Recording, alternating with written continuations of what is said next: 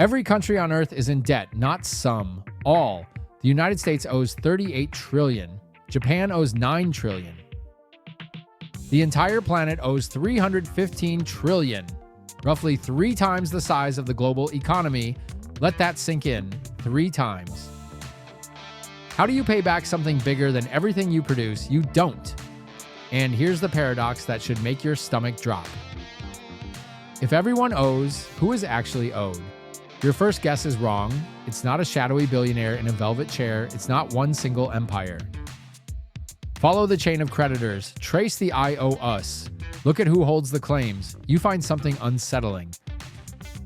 The world doesn't owe money to anyone in particular. It owes money to itself. That sounds harmless. It isn't. Because the system was not an accident. It was designed deliberately. 4 men, 4 bankers, across 3 centuries, they set the rules so debt would never clear. So governments would borrow forever. So interest would climb drip by drip, always upward. So the architects would profit from every payment, every panic, every bailout. Sounds like a conspiracy? It isn't. This is documented history. Meetings were held, contracts were signed, mechanisms were published in plain sight, but most people never read the fine print. Most people feel the weight but don't see the machine. Once you understand how it was built, you stop asking how to fix $38 trillion. You see that $38 trillion isn't a bug, it's the feature, the system working exactly as intended. So, let me walk you through the 4 architects, the 4 inflection points, the deliberate choices that turn debt from a temporary burden into a permanent habitat. And why every government on earth now lives inside it with no clean exit. Before 1694, kings borrowed the old way. It was personal. It was messy. A monarch would call in merchants or nobles, promise repayment with interest, pledge land, silver, favors. If the war went well or the harvest was kind, the debt got paid. If not, the king defaulted. Creditors lost, the monarch lost face. Then the crown found someone else and tried again. Risky for lenders, embarrassing for kings, but contained. Debt was temporary, like a fever. It either broke or it killed. Then the ledger was cleared, people moved on. Picture the room, a long table, candles burning low. A king who needs cannons and ships and grain. A merchant who fears a royal promise that might evaporate at the first defeat. Hands shake. Voices tighten, the deal is done or it isn't, no grand system, just deals. And consequences, William Patterson changed everything. A Scottish merchant, a financial schemer with scars. He had tried and failed more than once to get rich. Each failure leaves a mark. You learn. You harden. You start thinking bigger, you stop playing the game and start asking how to rewrite it. In 1691, he had an idea that would reshape civilization, not a trick, a structure. A way to make borrowing permanent and profitable.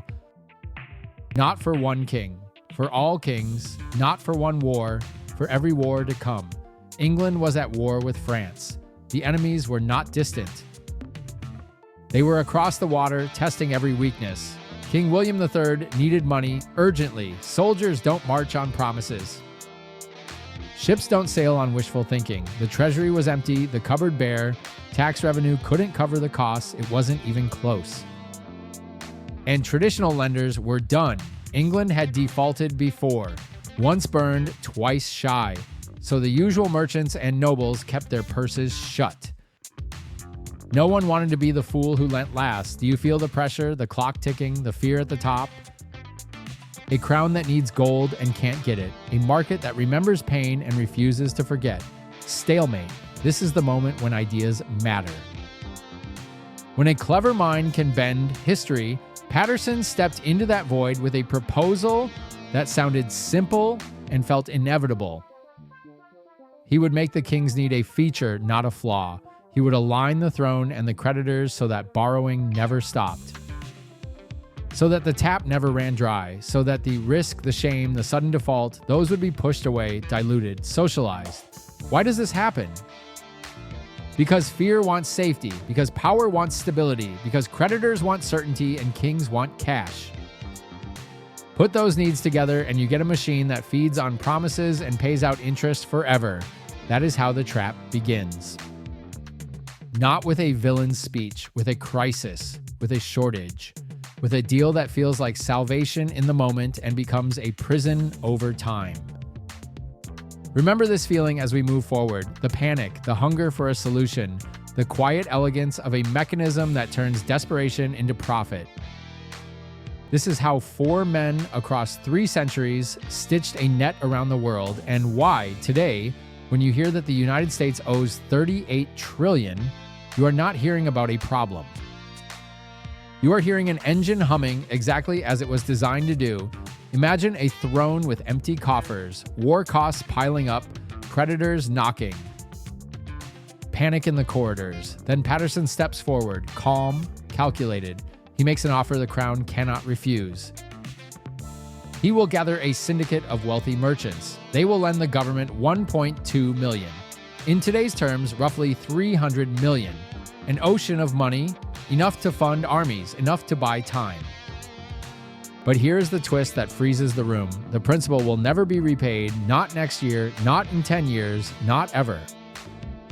In exchange, the government will pay interest forever, 8% a year, every year, without fail.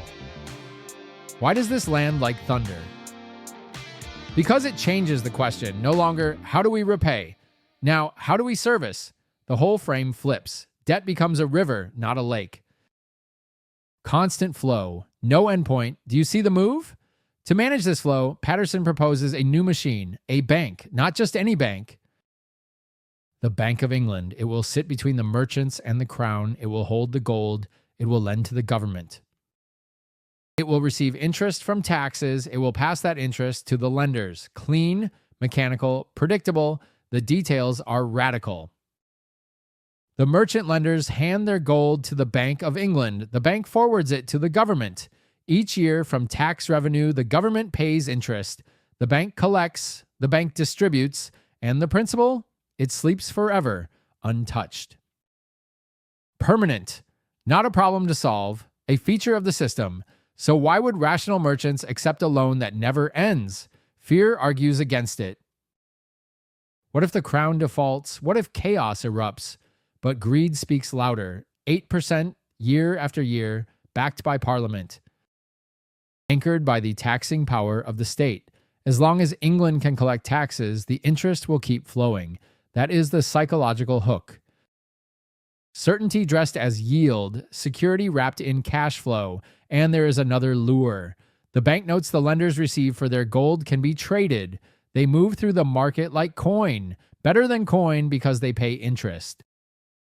If a merchant wants his gold back, he does not knock on the vault. He sells the notes, he turns a stream into a lump. Liquidity on demand. Transferable but never repayable. Think about that asymmetry. Pin risk to the sovereign. Hand freedom to the lender. Parliament hears the pitch. They grasp the elegance. They vote yes in 1694. The Bank of England is chartered, seals stamped, doors opened. Gold flows in from the merchants, war funding flows out to the government, and in that instant, something profound happens. National debt becomes permanent, not a temporary bridge, a structural beam. The system now rests on it. Here's the part few spell out. The Crown agrees to pay 8% on $1.2 million. That is $96,000 every year, forever, no sunset. The merchants have effectively bought an annuity from the government, a lifetime income, more than a lifetime, in fact. As long as England exists, as long as Parliament can tax, the money flows, tick by tick, year by year. Picture a merchant at his desk, ledger open. He runs the numbers. Fear says, what if? Greed says, 8% forever. Reason says the taxes will cover it. He signs. He sleeps better. He owns a stream he can sell at any time. If he needs cash, he sells the notes. If he wants income, he holds them. Flexibility breeds confidence. Confidence invites more capital. Do you see the pattern? But Paterson's true brilliance lies one step further. The Bank of England receives a special right. It can issue banknotes backed by the government's debt. That means the state's promise becomes the bank's foundation. Government, I owe us, turn into circulating money. The debt is not dead weight. It is raw material, fuel for credit. The machine can now multiply claims on value while collecting the spread and the fees that come with motion. This is why the bankers smile. Perpetual interest from the state, transferable claims that behave like money. A central institution that sits at the junction, taking a toll on every crossing, risk pushed out across taxpayers. Yield pulled in across generations, a design that rewards patience, punishes panic, and binds finance to government in a tight, unbreakable knot. And it all starts with a simple, unsettling idea. Do not repay the principal. Keep the river flowing forever. They could print paper to match the loan, paper out of promises, money out of debt. The government's IOU slipped into people's pockets and pretended to be cash. And the more the government borrowed, the more money the system could summon from thin air. Do you see the template? Borrow. Never repay the principal, service the interest forever. Turn the debt itself into currency, elegant if you sit on the lending side. Brutal if you pay taxes because you are funding interest on a balance that never dies. It only grows, quietly, relentlessly. Why does this happen? Because debt is a shortcut, quick relief today, distant pain tomorrow. Politicians love it, bankers adore it. Voters tolerate it, hoping someone else will foot the bill. Fear whispers, we need money now. Greed answers, we can have it without sacrifice. Within 50 years, the template spread across Europe. Finance ministers met in candlelit rooms, seals pressed into wax, contracts signed. France issued the Bond General. The Netherlands, already advanced in finance, made government debt formal, regular, almost routine. The model looked modern, predictable, safe. Investors felt clever. They were earning interest from the state. What could be safer than that? By 1790, the new United States followed. A young republic, short on cash and long on ambition, needed credibility.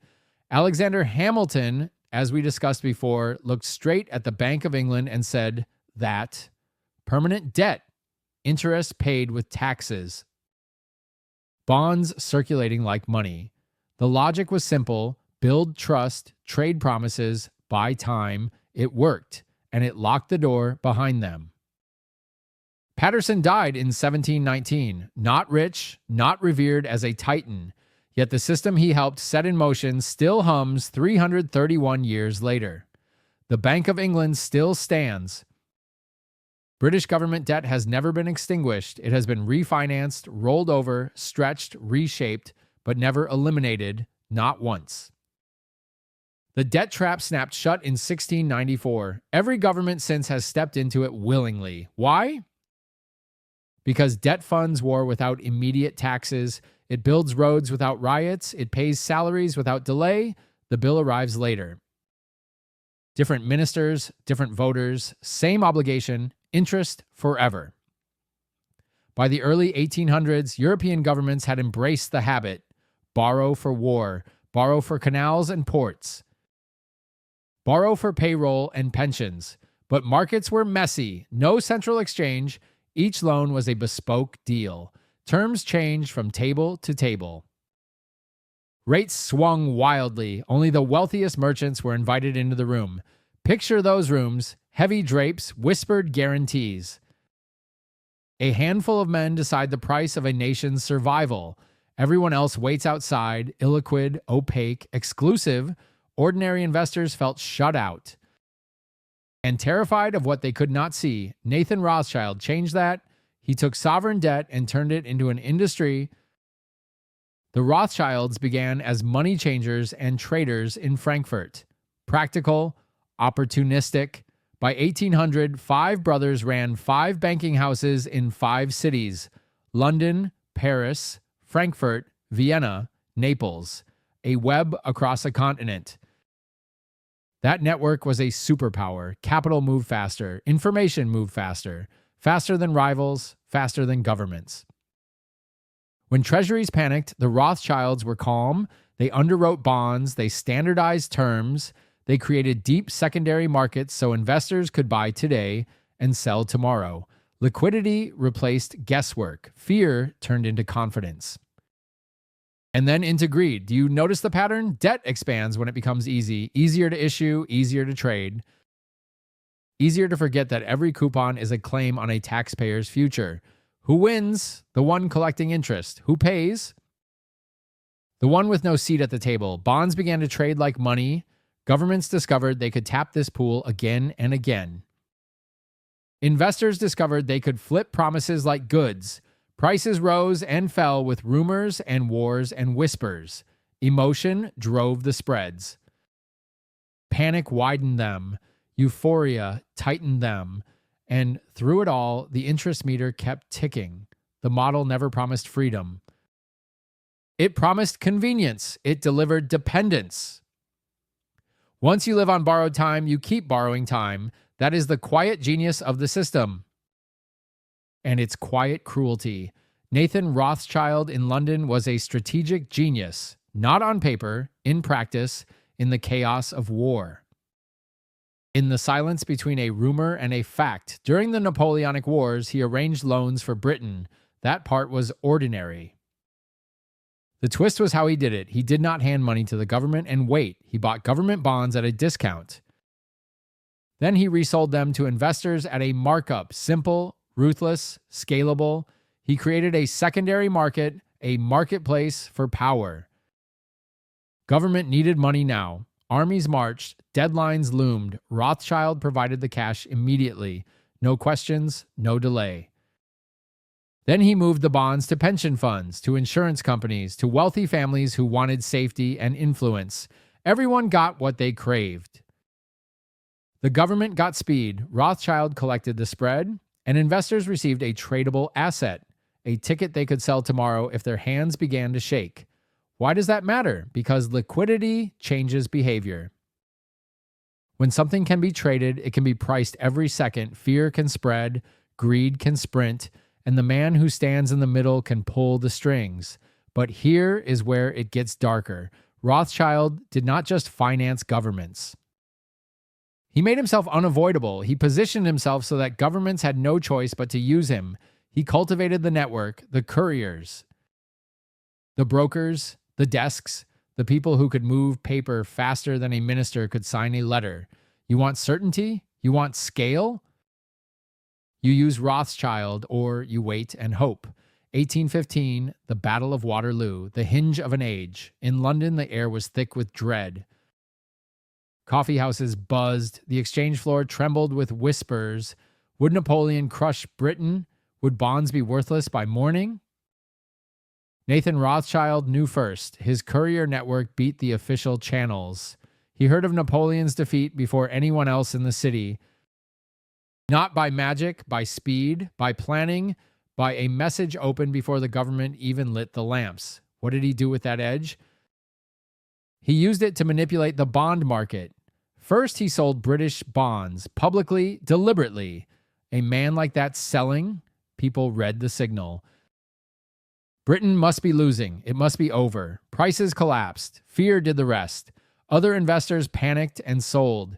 They could not stand the pain. They told themselves they were protecting their capital. In truth, they were feeding his plan. Then, when prices were shattered, he changed sides. Quietly, methodically, he bought massive quantities at rock-bottom prices. While others stared at the screen and felt sick, he took the other end of their trade. He waited. He knew what they did not. The next day, the official news landed. British victory, Napoleon defeated. The crowd exhaled. Bond prices surged. The same investors who sold in terror now scrambled to buy back in. Too late, Rothschild had already bought what they had thrown away. He made millions, not from insider trading as we would call it today. There was no statute for this. He profited by controlling information and by mastering timing. He turned minutes into money. He turned fear into a harvest. This was the Rothschild model. Control the information, control the issuance, control the market. 3 levers, 1 result, predictable power. By 1820, the Rothschilds dominated European sovereign debt. That is not hype. That is distribution. If a government needed to borrow, it went through the Rothschilds. Why? Because the Rothschilds controlled the investor network. They knew who had the cash. They knew who would buy. They could place a loan in days, not months. They set the terms. They set the pace. They decided who paid what and when. Governments negotiated, but the market spoke through them. Do you see the pattern? The middleman is no longer a middleman. He is the gate. He decides whose fear matters. He decides whose greed gets fed. Here is why this matters for the debt trap. Before Rothschild, sovereign debt was more personal. A king could theoretically refuse to pay. He could default. His creditors lost money. The system reset. Painful, yes, but local. Contained. Rothschild changed the shape of that risk. He made sovereign debt tradable across borders. The bond left the royal chamber and entered the marketplace. It moved from desk to desk, from city to city, from family to fund and back again. The promise turned into paper. The paper turned into a price. And the price turned into pressure. When fear entered, it did not visit one banker. It ran through a network. When a rumor flashed, it did not pause to be verified. It moved hands, it moved prices, it moved policy. A default was no longer a private argument. It became a public fire. It touched pensions, it touched insurers, it touched the wealthy who believed they were safe because they own the safest thing in the world. This is the trap. Liquidity gives you flexibility until it gives you no choice. Once the market exists, you must feed it. You must keep the confidence machine humming. You must keep the bond tradable, acceptable, trusted, or the crowd will make the decision for you. Control the information, control the issuance, control the market. That was the lesson. That was the leverage. And once sovereign debt could cross borders at the speed of a courier, the rules changed for good. Picture a British bond, a simple piece of paper. A promise. First, a French investor buys it, then he flips it to a German bank. The bank does not hold it for safety. It squeezes new credit out of it, uses it as collateral, lends against it to an Austrian aristocrat. One promise layered on another. One risk balanced on top of the next. Do you see the chain? One signature tied to another, one ledger feeding the next ledger. The web gets dense. Opaque. If someone defaults, who exactly gets hurt? Not one creditor, not one bank. The entire network flinches. Why does this matter? Because once debt is woven this tightly, refusal is not an act of defiance. It is an act of demolition. A single broken link becomes a falling bridge. The system does not bend, it snaps. This was the Rothschild innovation. Make debt so interconnected that default becomes unthinkable. Not because governments grow more responsible, but because default becomes too dangerous. Pull one thread and the tapestry unravels. The fear is not moral, it is systemic. Governments felt the trap close. They had to keep paying, and when they could not, they borrowed more, not to build, not to invest. To pay the interest on the old notes, old promises fed by new promises. The treadmill never stops. The debt trap was no longer just permanent. It was inescapable. Think about the psychology in those rooms. Ministers staring at columns of numbers, the interest clock ticking. The dread of missing a payment, the shame, the panic. So they sign again, kick the problem forward. One more year, one more issue. One more plea to the market. The Rothschild family wealth peaked in the mid-1800s. They were the richest family in the world. Richer than any king, and that fortune flowed from one source. Interest on sovereign debt. They did not produce, they did not build. They lent to governments, and they collected year after year, generation after generation. The power was quiet, cold, arithmetic that never sleeps.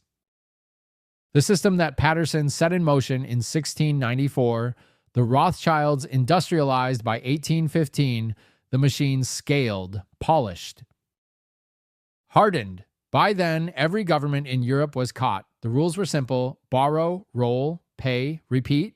Miss a step and the floor collapses. Now shift scenes. By 1900, America rises, an economic powerhouse in factories and farms. But the financial system, primitive, fragmented. Banks stand alone, local, proud, and brittle. The money supply is chained to gold, rigid, beautiful in theory, cruel in a storm. There is no central mechanism to manage debt, no hand on the wheel when the sea turns. Into that gap steps J.P. Morgan, not as a savior of the people, as a guardian of his empire. He understands the stakes, he understands fear, he understands how panic moves through a crowd like fire. Then comes 1907, a financial panic. Prices collapse, banks fail, the gears of the economy grind and shriek, crowds press into lobbies. Whispers become shouts, trust evaporates in a day. Morgan acts. Personally, he summons the Titans to his library in New York. Heavy doors, thick air. Men who command banks sit in silence. He locks the doors. There is no exit until there is a plan. He does not beg, he demands. He forces them to pledge their own money, real cash, now, to stop the bleeding, to backstop the weak, to halt the fear. It works. The panic breaks. Confidence returns, the market exhales, and in that moment, Morgan becomes the de facto central banker of America. One man as a lender of last resort, one man as the firewall, but he is 70 years old. He knows the limits of flesh. He knows he cannot be the system twice. He will not be the emergency plan forever. So he and his closest associates, the most powerful bankers in the nation, design a permanent solution. They need a central bank, a structure, a mechanism that can do what he did that night in the library, create liquidity in a crisis, coordinate in silence, stabilize the system before panic spreads. There is one problem. Americans hate central banks. The very idea of concentrated financial power sparks suspicion, fear of control, fear of tyranny, fear of the unseen hand. Do you see the paradox? The system needs a center, the culture rejects it, so the stage is set. Interconnected debt, governments trapped by interest. Private power filling public voids, panic proving the need for a referee, and a nation that cannot stand the thought of one. Fear, greed, panic. All locked together, just like those bonds, just like those signatures. A web that holds everything up and threatens to pull everything down. The first and second banks of the United States were shut down by populist rage, pitchforks in words, distrust in institutions. So Morgan's Circle adapted. They disguised the idea, not a central bank, something softer, something that sounded safe. In 1910, Morgan's associates slipped away to Jekyll Island, Georgia, Senator Nelson Aldrich, representatives from the largest banks. Power in quiet suits, they met in secret for 9 days. No press, no leaks. Why the secrecy? Because if the public learned that bankers were designing the nation's monetary system, there would be riots, panic on Main Street, anger in every town. They knew it, they planned around it. What they created was political jujitsu, a brilliant manipulation of symbols. It would not be called a central bank. It would be called the Federal Reserve System. Do you hear the difference? Words matter. It would not be a single tower of power. It would be 12 regional banks, decentralized on paper. It would not be controlled by Wall Street. It would be overseen by a board of governors appointed by the president. Democratic window dressing, public in appearance, but look deeper. Do you see the pattern? The structure still locked control in banker hands. The regional Federal Reserve banks were privately owned by member banks. Those banks elected the boards of the regional feds, and the regional feds elected the Federal Reserve Board. The government appointed some members, yes, but the decisive levers sat with the bankers. Calm voices, private rooms, firm grip. Most critical of all, the power center landed exactly where it mattered. The authority to create money, the authority to buy government bonds. That power sat with the Federal Reserve Bank of New York. And who influenced that bank? The largest Wall Street banks, Morgan's banks. The street that had the most to gain, the street that feared limits, the street that craved control. December 1913. The Federal Reserve Act swept through Congress. Why did it pass? Not because everyone understood it. Most representatives did not grasp what they were voting for. The language was dense. The structure was complex. The sales pitch was soothing. And right away, the debt trap widened, not a slow creep, an open gate. Before the Federal Reserve, government borrowing had a ceiling. Banks could lend only what they had or what they could attract from savers. Scarcity acted like a brake. Prudence had a place. After the Federal Reserve, the equation changed. Now the government did not just borrow from banks, it borrowed from the Federal Reserve itself. And the Federal Reserve could create money to buy bonds, a buyer with a printing press, unlimited demand for government debt. What does that do to discipline? What does that do to risk? Here's the mechanism, simple, powerful. The government issues a bond, a promise. The Federal Reserve steps in and purchases that bond. New money is created with a keystroke. The government now holds cash to spend. The Federal Reserve holds the bond. The public sees activity, projects, war chests, programs. Investors feel safer because there is always a buyer in the shadows. Fear fades, greed whispers. Yields look certain. The cycle feeds itself. But underneath, psychology shifts. Limits blur. Politicians learn that pain can be delayed. Voters learn that costs can be hidden. Bankers learn that volatility can be tamed for a price. And when the market stumbles, panic meets a cushion. The central buyer returns. Liquidity floods in, relief, then complacency. Do you see how quickly caution can die? This is why the architecture mattered. It looked decentralized. It felt democratic. It sounded public, yet the core remained private. The levers sat with those who profit when money is abundant and debt is easy. Fear managed, greed encouraged, panic postponed. The design did not end the cycle, it institutionalized it. The central bank buys the bond with money it just created, fresh, out of nothing. The government spends that money, programs, contracts, promises, and the IOU gets parked on the central bank's balance sheet, backed by nothing but the pledge that taxpayers will service it, not for a season, for as long as it takes. Do you see the mechanism? It's a loop with no natural end.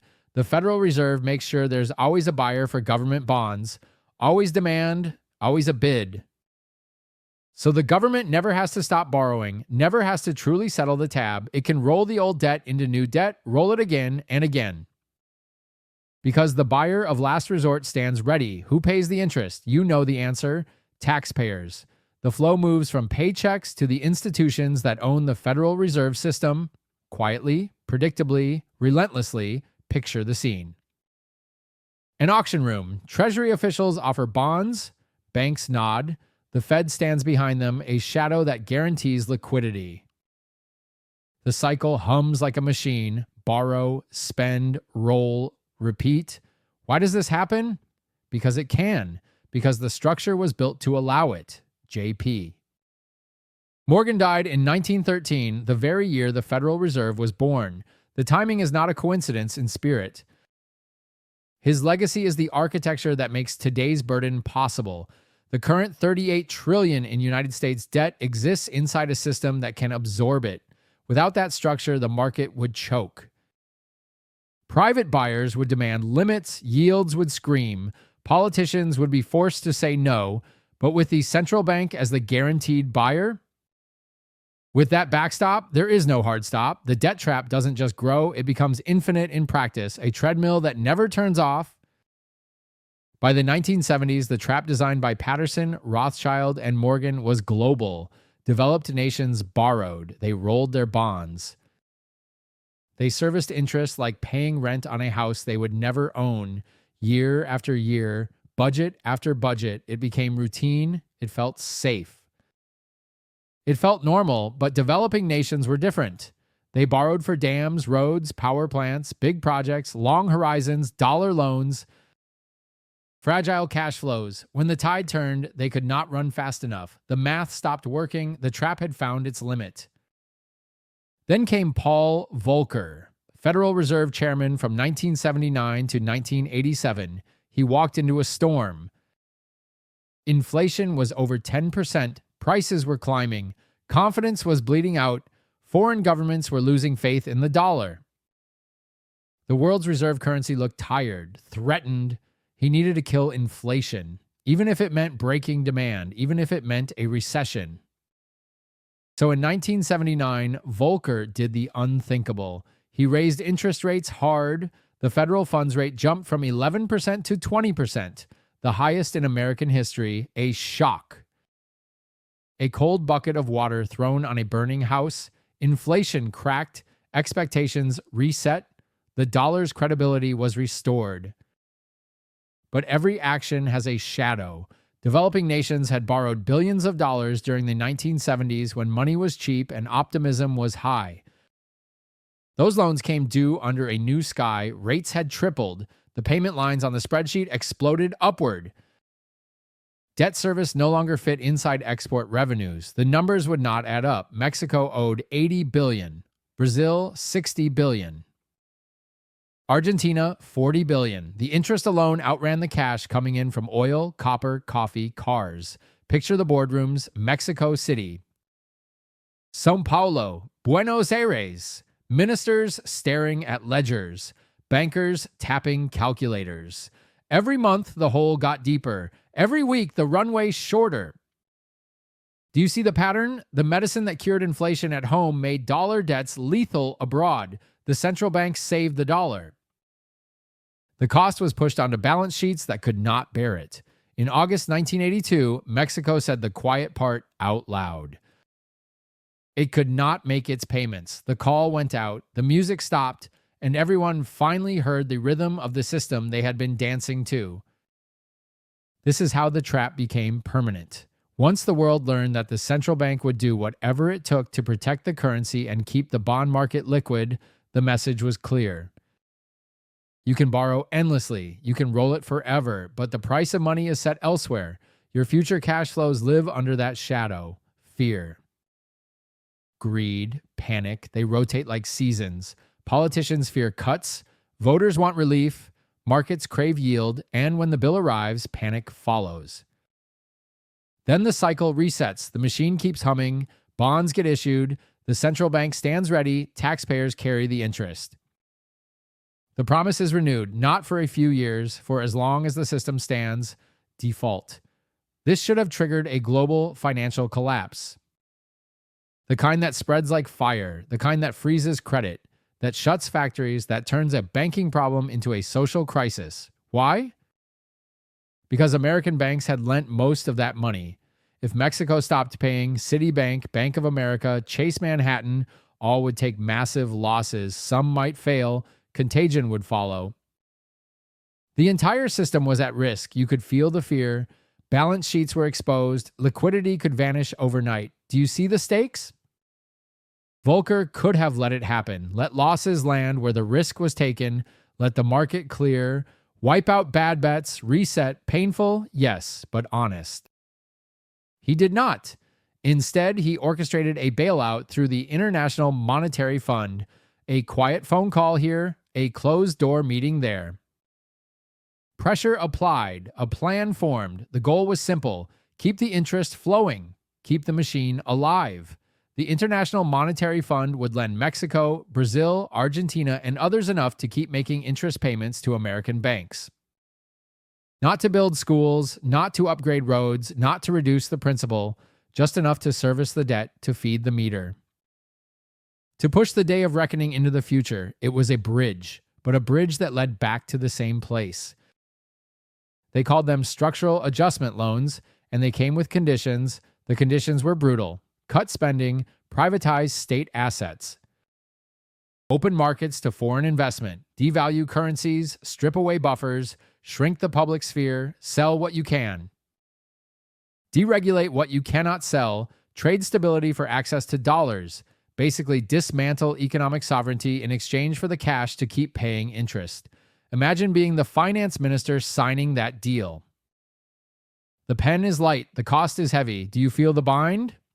Here's the key. The International Monetary Fund loans did not reduce the debt. They did not erase it. They did not even shrink it in any meaningful way. They rolled it over. They made it manageable but permanent. Like a treadmill you cannot step off. The numbers look tidy on paper. The reality does not change. The clock keeps ticking.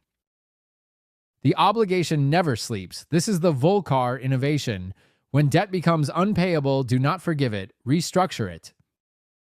Lend just enough to keep interest payments flowing, and in exchange, extract political and economic concessions. Use the panic, use the urgency. Turn a crisis into leverage, turn leverage into policy. The debt is no longer only a bill, it becomes a bargaining chip, a steering wheel, a tool. The debt trap became a method of control. Countries that could not pay were forced to open their economies, sell their assets, and submit to foreign economic policy in exchange for the privilege of staying in debt. Think about that word, privilege. The privilege of not defaulting, the privilege of staying inside the system that is squeezing you. Fear of isolation does the rest. Leaders tell themselves it is temporary, one more round, one more condition, then we escape. But the door keeps moving and the payments never stop. This pattern has repeated for 40 years. Greece in 2010. Argentina in 2001. Sri Lanka in 2022. Different languages, different flags, the same rhythm. The International Monetary Fund arrives with loans to keep paying interest. Austerity is imposed. Sovereignty is surrendered. The debt is not eliminated, it is restructured, it is made perpetual. Do you see the pattern? The names change, the playbook does not.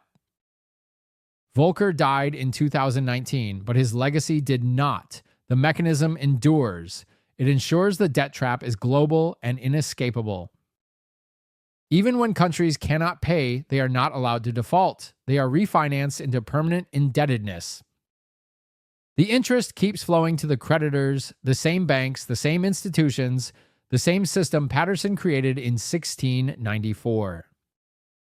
The architecture is old. The logic is simple. Keep the cash moving up the chain, keep the rules in place, keep the debtor on the hook. This is how fear is managed, this is how greed is rewarded, and this is how a crisis that should have burned out becomes a fire that never ends. The payments continue, the concessions deepen, the cycle repeats, and the meter always keeps running. 4 architects, 1 machine. Debt without an exit. That's the design. Start with Paterson's model. Government borrows, pays interest forever, never touches the principal. Why does this matter? Because time becomes the weapon. Each year a little more interest, each year a little deeper in. The principal sits there like a mountain, untouched, unchanged, eternal. Now add Rothschild's move, make the debt tradable, not local, global. 1 creditor that you can face? A dozen? Maybe. But a web spread across continents? That turns a simple loan into a system. You owe not a person, but a network. Pull 1 strand, the whole web shivers. Default is no longer an isolated event. It's a trigger. Collapse doesn't stay in one room. It races down the wires. Then Morgan's mechanism, central banks step in. They create money to buy government bonds, unlimited demand. Do you see the shift? The market is no longer a market. It's a backstop with no ceiling. Government can always borrow more. As long as bonds exist, buyers exist. As long as buyers exist, debt climbs. The cycle feeds itself. Finally, Volcker's trap. When a country can't pay, don't forgive. Restructure, extend the timeline, change the terms, keep the interest flowing. Keep the machine humming. Mercy ends the stream. Restructuring keeps it alive. That's the trick. Not relief, continuity, and the outcome? What you live inside today. 315 trillion in global debt, government, corporate, household, different labels, same chain. None of it designed to be repaid in full. All of it designed to pay interest. Everything connected through the financial system. So, a default anywhere is not local. It threatens everywhere. Why? Because the web does not forget. It transmits. Here's the mechanism up close. The United States government issues 38 trillion in debt. Who holds it? About 20 trillion sits with the American public. Pension funds, mutual funds, insurance companies, banks, and the Federal Reserve. They buy treasury bonds because those bonds are called safe. Safety calms fear.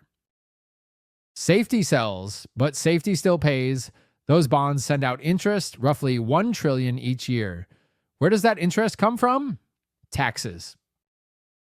Workers and businesses pay in, the government collects, then it sends that money to the bondholders. Who are the bondholders? Mostly institutions owned by the wealthy. See the transfer year after year, from labor to capital, from paychecks to balance sheets. Quiet. Predictable, relentless. What about the rest? The other 18 trillion is owed to the government itself. Social Security Trust Fund, Medicare Trust Fund. The government borrowed from those programs, spent the money, now it owes itself. Sounds harmless, right? But when Social Security needs cash, those bonds must be redeemed. How does the government pay, raise taxes, or borrow more? One pocket to another pocket, a shell game. You know the end. The interest flows regardless. Now scale it. Japan owes 9 trillion, mostly to Japanese institutions and the Bank of Japan. Europe owes 14 trillion, mostly to European banks and the European Central Bank. Different players, same script, domestic buyers. Central bank support, restructuring when needed, interest always moving, always upward. Why does this persist? Because fear loves safety. Because greed loves yield. Because panic punishes anyone who steps out of line. This is the architecture. 4 ideas, 1 outcome, infinite debt. No clean escape, only management, only rollover, only interest paid like a tithe, year after year, generation after generation. Until someone cuts the web, or the web tightens. And by then, you already know who pays. China is drowning in domestic debt, much of it sitting on the balance sheets of state banks. But do not point a finger at China alone. Every country runs the same play, and every balance sheet ties into another. Japan holds United States treasuries. The United States holds European bonds through the IMF. Europe holds the debt of developing nations through the World Bank. It is a loop, a quiet carousel. Everyone owes everyone, and the interest flows upward to the institutions that hold and manage the debt. That is the current. That is the direction of the river. Why does this never end? Because it cannot. If the United States paid off its 38 trillion, the money supply would implode. Dollars are born when the government borrows. That is the mechanism. When debt is issued, money appears. Pay off that debt, and those dollars vanish, gone. Pulled back into the void they came from. What follows? Deflation, depression, collapse. Credit dries up, prices fall, jobs disappear. The gears seize, so the government does not pay it off. It rolls it again and again. It issues new debt to retire the old. It pays interest. It keeps the machine running, not because it is easy, because the alternative is worse. This is not just one country's problem. It is the world's operating system. If every government paid off its debt, the global money supply would shrink by 2/3. Trade would choke. Container ships would sit. Banks would ration credit. The system would stall. So debt remains structural, hardwired, not a bug, a feature. Now, who profits from a world that must keep borrowing? The institutions that hold the paper: BlackRock, Vanguard, State Street, Fidelity. Asset managers that control tens of trillions on behalf of everyone else. Pension funds, retirement accounts, insurance premiums. They gather other people's money, buy government bonds, and collect the coupon. Year after year, from United States debt alone, interest adds up to about 1 trillion per year. Then add Japan, add Europe, add everywhere. That river of interest does not fall from the sky. It flows out of taxpayers. It moves from workers and businesses to bondholders. It is the largest ongoing wealth transfer in history, continuous, structural, and invisible to most people. Why? Because it is not labeled a tax. It is labeled debt service, but the mechanism feels the same. Workers pay, institutions collect, and the principal never shrinks. Let's talk about the psychology behind this. Investors crave safety, so they hold sovereign bonds. Fear and greed pull at them like tides. Fear of default, greed for a steady yield. They do not want chaos. They want predictability. They want the coupon to land on time, every time. They want the debt to roll, not to retire. Why would they want the principal back if it ends the stream? The stream is the prize. The stream is the business. Politicians feel a different fear. Panic over deflation, panic over seized credit, panic over lost jobs, and angry voters. So they borrow, they roll, they push the risk forward, it buys time, it calms markets, it keeps the lights on. Everyone tells themselves it is temporary, but it becomes the permanent state. Picture a worker on payday, taxes come out first, quietly, no siren.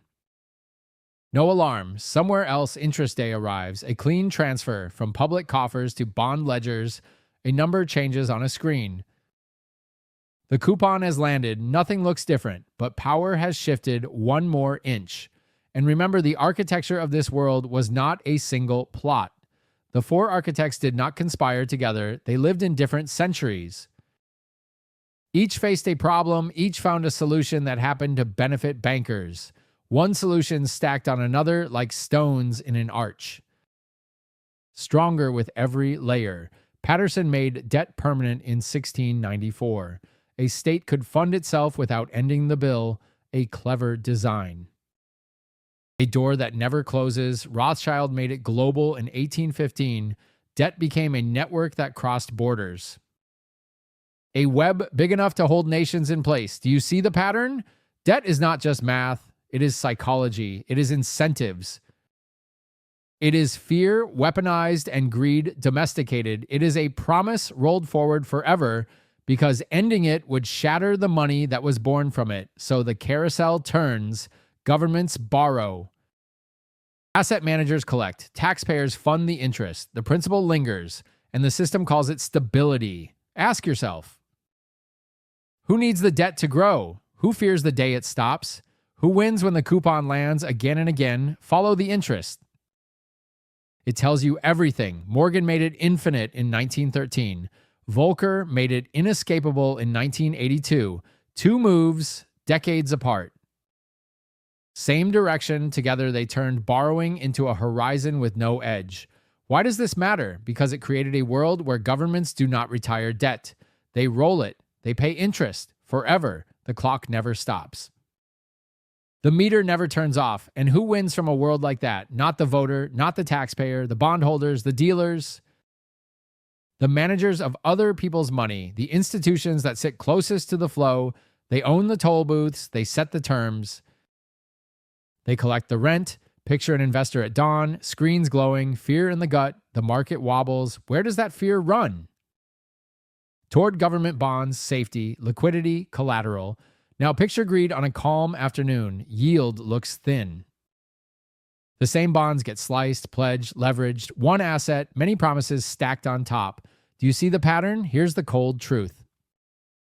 $38 trillion is not a crisis for them. It is a business model. Every single dollar of debt is an asset on someone else's balance sheet.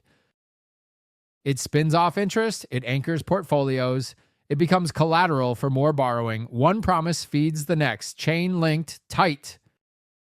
As long as confidence holds, the machine purrs. Confidence is the oxygen. Investors believe the interest will be paid.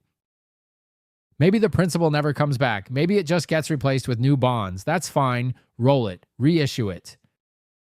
Rebrand the same obligation with a new date. The street calls it normal. The system calls it healthy. Why? Because cash flow keeps flowing. But flip the mood, panic hits, prices fall, collateral shrinks, phones light up, margin calls bite. Emotions do not stay in spreadsheets. They stampede. Fear sells, greed freezes, and then everyone prays for the same thing. Restore confidence, not truth, not justice. Confidence. Because without it, the pipes clog, the promises unwind. That is why the debt trap is complete. Escape has a price. Try to pay the whole thing down and you crush asset values. Collateral vaporizes. Credit contracts, the system you wanted to fix, buckles. Not because of a moral failing, because the architecture demands constant motion. Slow down and it stalls, stop and it breaks. 4 architects. 3 centuries, one system, and everyone on Earth is now inside it. If this reframed government debt for you, you're seeing the gears. You're seeing design, not accident. They will tell you in school that debt is a problem to solve. The architects knew better. Debt isn't a problem. It is the foundation, and interest is the rent we pay to live in their world.